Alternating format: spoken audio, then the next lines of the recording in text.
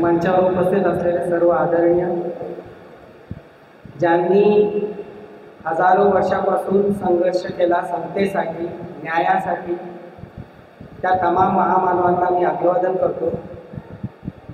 आणि आज आपण तथाकथित अमृत काळात आहोत।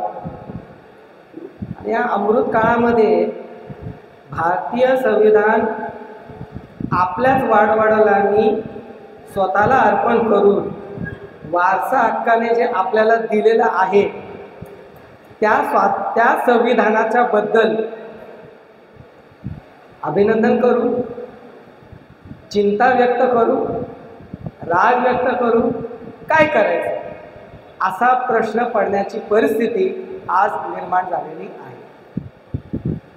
जेव्हा संविधान निर्माणकर्ते बसले होते आणि त्यांनी मेहनतीने हे संविधान लिहिलं, बनवलं, तर त्यावेळेला त्यांच्या डोळ्यासमोर या देशाच्या 5000 वर्षांचा इतिहास, त्या इतिहासातील सर्व चढ उतार, सामाजिक संघर्ष, समाजामध्ये असलेले सर्व ताणेबाणे, समाजाची असलेली विविधता, समाजाचे असलेले आंतरविरोध आणि समाजामध्ये असलेली विषमता, या सर्व गोष्टींना घेऊन सर्वसमावेशक, सर्वांना एका सूत्रामध्ये गुंफू शकेल अशी विविधतेतून एकता, असं न्याय सुसंगत आपल्याला एक संविधान मेहनतीने लिहून दिलं। आज काय परिस्थिती आहे? मी वेळ फार कमी आणि संविधानाच्या सर्व पैलूंवर बोलणार नाही, पण एक महत्त्वाचा विषय जो सध्या चालतोय त्याबद्दलच मी बोलणार आहे। संविधान आपल्याकडे आता लागू आहे कायद्याने, अधिकृतपणे। व्यवहारात खरोखरच ते लागू आहे, शिल्लक राहिलं आहे असं आपण छाती ठोकपणे, ठामपणे म्हणू शकतो का? तो आपल्याला आत्मविश्वास आता येतोय का? 75 वर्षात ही परिस्थिती झाली की आपल्याला आता शंका यायला लागलेली आहे की जगातल्या सगळ्यात मोठ्या लोकशाहीचं जे संविधान आहे ते संविधान प्रत्यक्षामध्ये या देशात आता लागू आहे का, असा प्रश्न पडावा अशी परिस्थिती आहे। काय घडले नेमकं? तर मी थोडक्यात म्हणतोय, लोकशाहीचे 4 आधारस्तंभ आपण म्हणतो, त्यातला जो चौथा खांब आहे तो आपण सोडून देऊया, कारण तो लोकांवरच सोडलेला होता, माध्यमांचा। आणि माध्यम आता कोणाच्या मांडीवर जाऊन बसलेले तुम्हाला माहिती आहे, ज्याला आपण गोदी मीडिया म्हणतोय, तर त्याचा विषय थोडा बाजूला ठेवूया। पण संविधानामध्ये संविधानिक तरतुदी करून लोकशाहीचा डोलारा ज्या 3 खांबांवर आहे त्यांची काय अवस्था आहे? विधिमंडळाने कायदे करावेत, कायद्याची योग्य ती अंमलबजावणी कार्यमंडळाने करावी आणि त्याचं इंटरप्रिटेशन योग्य आहे, अयोग्य आहे, चुकतं आहे, बरोबर आहे हे तपासण्याचं आणि त्याला दुरुस्त करण्याचा अधिकार न्यायपालिकेचा आहे। अशी एक सत्तेची विभागणी आणि हा देश सुस्थितीत व्यवस्थित चालावा म्हणून एक यंत्रणा आपल्या संविधानाच्या माध्यमातून निर्माण झाली। पण मागच्या काही वर्षांपासून पद्धतशीरपणे याच लोकशाही चौकटीमध्ये राहत, लोकशाही संस्थांचा उपयोग करून घेत, संविधानाला न मांडणाऱ्या प्रवृत्ती सत्तेत बसलेल्या आहेत। आपल्याच मताने केलेल्या त्या सत्तेत बसलेल्या आहेत। 50-60 वर्षापूर्वी कोणी कल्पना केली नव्हती की अशा प्रकारच्या प्रवृत्ती सत्तेत बसतील। किमान संविधान निर्माते डॉक्टर बाबासाहेब आंबेडकर यांना वाटलं नव्हतं, नाहीतर त्यांनी संविधानामध्ये काही अशा मूलभूत तरतुदींचा आग्रह धरला असता, ज्याच्याबद्दल मी पुढे बोलतो। वाटलं नव्हतं, पण ते घडलं। कार्यमंडळ ताब्यात, न्यायपालिका खिशात, विधिमंडळामध्ये कोणाला बोलूच द्यायचं नाही, है ना। माईक कोणाचा चालू ठेवायचा, कोणाचा बंद ठेवायचा, कोणाचा आवाज येऊ द्यायचा, कोणाचा आवाज येऊ द्यायचा नाही, कोणी गोंधळ घालायचा, सगळा उद्योग चालतो। कायदे कसे पास करायचे केले जातात. आता या सगळ्याशी आपला काय संबंध?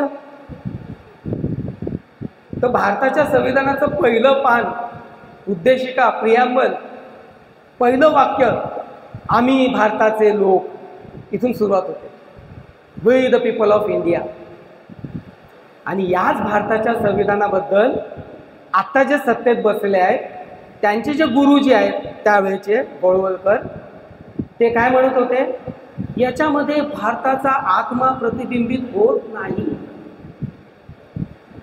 भारताचा आत्मा प्रतिबिंबित होत नाही, आपली आध्यात्मिक धार्मिक परंपरा त्याच्यामध्ये प्रतिबिंबित होत नाही, म्हणून हे संविधान आम्ही स्वीकारत नाही. त्यांना तिरंगाही नको होता आणि भारताचं संविधानही नको. कारण एक साची व्यवस्था त्यांना ती हवी. आणि आपल्याकडे हा भारतातच नव्हे तर पूर्ण संबंध भारतीय उपखंडामध्ये, या उपखंडाला एक वैशिष्ट्य आहे जे जगातल्या इतर कुठल्या समाजामध्ये दिसणार नाही. ते वैशिष्ट्य म्हणजे जातीचं आहे. मग तो पाकिस्तान असू दे, है ना, बांगलादेश असू दे, नेपाळ असू दे, श्रीलंका असू दे किंवा भारत असू दे. आता मौलाना साहेब बोलून गेले, नुसतं धार्मिक नाही तर जातीय तेढ आपल्याकडे भरपूर आहे, जातीय विषमता भरपूर आहे. म्हणून मग तुम्ही धर्म बदलला तरी अजलाफ आणि अशरफ एकत्र नाही बसत. धर्म जरी एक असला तरी, एकाच ईश्वराने बनवलं असलं तरी, या सर्वांच्या पलीकडे जाऊन संविधानाने समतेचा अधिकार आपल्या सर्वांना दिला. आणि मग जे बसलेत त्यांचं काय म्हणणं आहे, एक भाषा, एक धर्म, एक राष्ट्र. बघा, आणि याच्यामध्ये आपण फसतो. आणि याच्या अनुषंगाने काही वर्षांपूर्वी एक टूम निघाली होती की सारख्या सारख्या निवडणुका घेतात, खर्च वाढतो देशाचा, आपण एक राष्ट्र एक चुनाव, जुमला आला होता ना, एक राष्ट्र एक चुनाव, म्हणजे एकच निवडणूक घ्यायची.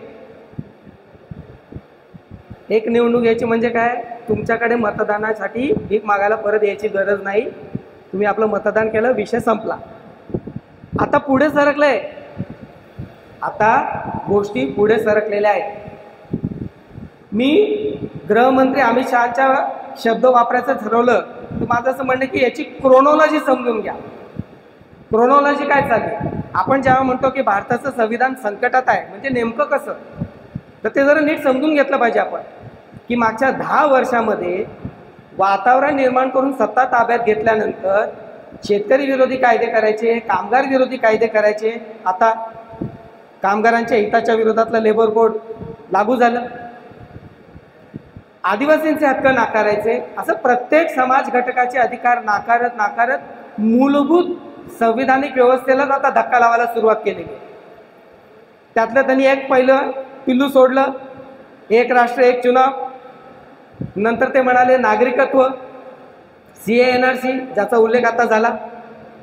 CA-NRCच्या वेळेला तुमचं नागरिकत्व ठरवण्याचा अधिकार हा पूर्णपणे भारत सरकारने आपल्या ताब्यात घेऊन कोणाला नागरिकत्व द्यायचं त्याचे जे निकष आहेत ते संविधानाच्या मूळ चौकटीला नाकारणारे ठरवले. म्हणजे धर्म हा केंद्रस्थानी आला. धर्माच्या आधाराने तुम्ही नागरिकत्व द्यायची भूमिका घेऊ लागला CA-NRC. आणि त्यावेळेला लोकांना असं वाटत होतं आपला थोडी प्रश्न आहे, मुसलमानांचा आहे, कारण मुस्लिम सोडून इतरांना आत घेणार आहोत, मुसलमानांना आम्ही इथून बाहेर काढणार आहोत. त्यामुळे आपण अचानक कळत नकळत हिंदू बनलो, कारण ते मुस्लिमांचा विषय. आणि मला चांगलं आठवतं आहे की 4 डिसेंबरला 2019ला जेव्हा CA-NRCचं विरोधामध्ये आंदोलन आसामच्या भागामध्ये सुरू झालं, त्याचं लोण देशभर पसरलं. आणि मला सांगायला अभिमान आहे की आपण वसईकर सुद्धा मागे राहिलो नाही. आणि 19 डिसेंबरला समीर वर्तक इथं बसलेले आहेत, त्यांनी पुढाकार घेतला होता, आपण सगळेजण त्याच्यात होतो. आणि 19 डिसेंबरला 2019 म्हणजे 4 डिसेंबर आसाममध्ये आंदोलन सुरू झालं आणि 19 डिसेंबरला आपण वसईमध्ये एक मोठा मोर्चा CA-NRCच्या विरोधात घेतला होता. भूमिका काय होती, संविधान. आता ते कोविड वगैरे आलं ते सगळं बॅकबर्नरला गेलं. मग आता ते तुमच्या मतदानाच्या अधिकारावर आलेले आहे. आणि मग आता इथं मला बाबासाहेब आंबेडकरांना त्यांचं कोट, त्यांचा जो विचार आहे त्याची आठवण करून द्यावीशी वाटते. 1919 साऊथ बोरो काउन्सिल, तिथं बाबासाहेब म्हणतात की भारतामध्ये ज्यावेळेला कुठल्या प्रकारचं प्रतिनिधित्व द्यायचं याच्याबद्दलची सुधारणाची चर्चा चालू होती आणि बाबासाहेबांचं मत मागितलं गेलं, तेव्हा बाबासाहेबांनी तिथं मतदानाच्या अधिकाराबद्दल भूमिका घेतलेली. आणि मग त्यावेळेला आर्ग्युमेंट आली की या देशातले लोक मागासलेले आहेत, अस्पृश्य समाज तेवढा सजग नाही, त्यांना कशाला मतदानाचा अधिकार द्यायचा. बघा 1919. आणि बाबासाहेब तीच आर्ग्युमेंट उलटी करून म्हणतायत म्हणूनच द्यायचा आहे. आता याला एक ऐतिहासिक पार्श्वभूमी आहे. साधारण 1918-19च्या आसपास, मी जर चुकत नसेल तर, लोकमान्य बाळ गंगाधर टिळक यांनी राजर्षी छत्रपती शाहू महाराजांचं जे वेदोक्त प्रकरण होतं त्या प्रकरणाच्या वेळेला कोल्हापूरच्या बॉर्डरवरती जाऊन भाषण केलेलं आहे. आणि काय म्हणाले, पार्लमेंटमध्ये कुंभटांना जाऊन काय करायचं, नांगर राखलायचं आहे. ही वृत्ती मांडप, ही वृत्ती, तर ह्या गोष्टी घडलेल्या आहेत. आणि म्हणून मग ज्यावेळेला संविधान लिहिलं गेलं तेव्हा एका फटकाऱ्याने स्त्री, पुरुष, दलित, शूद्र, अतिशूद्र, आदिवासी, अजलफ, अशराफ, मुसलमान, ख्रिश्चन, कुठल्याही धर्माचा असू द्या, आस्तिक असो नास्तिक असो, कुठल्याही भाषेचा असू दे, कुठल्याही क्षेत्राचा असू दे, त्या प्रत्येक व्यक्तीला एक व्यक्ती एक मत.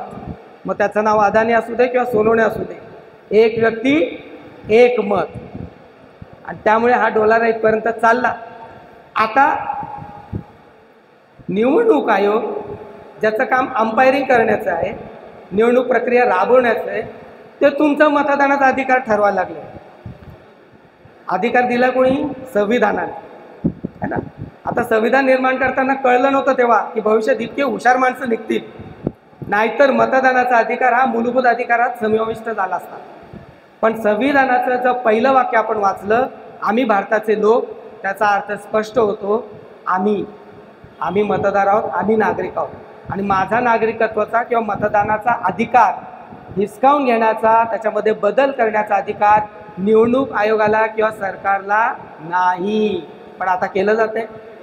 SIR पासून सगळे प्रकार आपण बघितले, बिहारमध्ये निवडणूक बघितली. आता त्याच्या पुढे आपल्याकडे चाललंय की या पुढच्या काळामध्ये मतदानाची प्रक्रियाच नको आहे, सगळं कसं बिनविरोध. ते आलं ना. आता सोलापूरमध्ये अनगर झाली, आमच्याकडे नंदुरबारकडे, धुळ्याकडे दोंडायचा झाली, स्थानिक स्वराज्य संस्थेमध्ये आता बिनविरोध. म्हणजे मतदानच नको, मतदार नको, नागरिकत्व नको.